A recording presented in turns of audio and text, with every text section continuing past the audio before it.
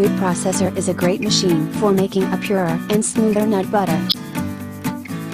If you're looking for the best food processor for nut butters, you might consider checking out this best-rated food processor for nut butters.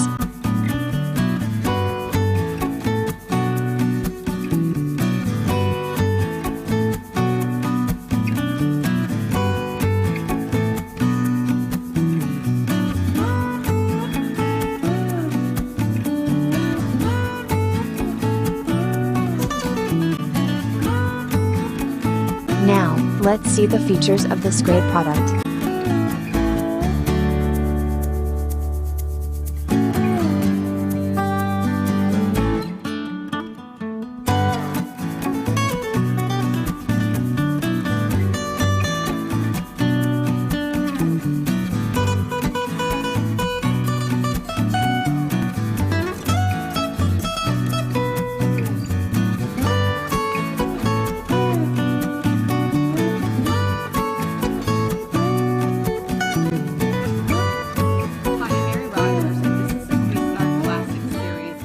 Cup food processor.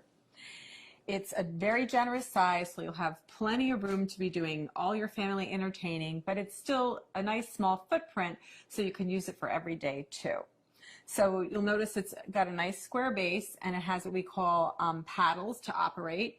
So here, this one, you press it down, it's on. This one is off, and if you press and hold this one down intermittently, it would be for pulsing. So, has a nice smooth finish. It's stainless steel on the outside. Has a lid that you remove by twisting and just pulling it off. It's really simple and easy to operate. This is your feed tube, and there's also a smaller feed tube inside, which I'm going to show you how to use a little bit later. And you can actually drop things in through the feed tube like garlic. We're going to do garlic and jalapeno, and you can actually have the machine running, and it's a very efficient way to chop up garlic and some other items.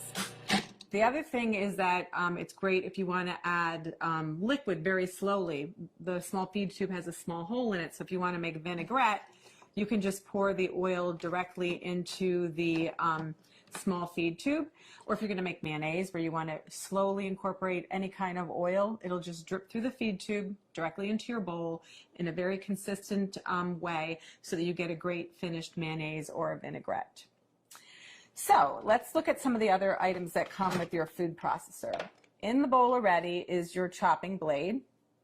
And we call this the S blade because it's shaped like a little bit like an S. And this is used for everything from chopping herbs and onions to pureeing, mixing, and also kneading doughs. And then the next thing is your stem. And the stem is attached to the bottom of your discs by lining up this arrow here with this one here. It's a little hard to see. And you just press this down and turn to lock it into place. And then what you would do is you hold your disc by the edges, and there's also a little icon up here. It's the same shape as the stem on the bottom, and if you line those two up, you can just slip it in really easily. So that's the shredding disc, and it's medium. We always recommend that you lay the disc down and then put on the stem accordingly.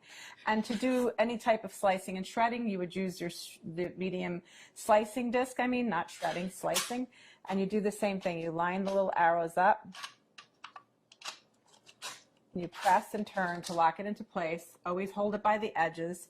And once again, if you line the stem up, I'm not doing it very good, but this is the way it goes. You just slide it right into the work bowl. And then what you would do is you put your lid back on, and you would slice and shred. So you could either use the pulse function to slice, or what you can do is you can turn it on. But as soon as you remove the feed tube, it'll stop. So that you would then add more ingredients, and we can do batch processing. So you would add, let's say, potatoes, slice, and then continue on. And then we're going to turn it off. So what we're going to do today, that's all of the parts that come with your food processor. and also you get a little spatula we help you with. And these are editor rating for this product.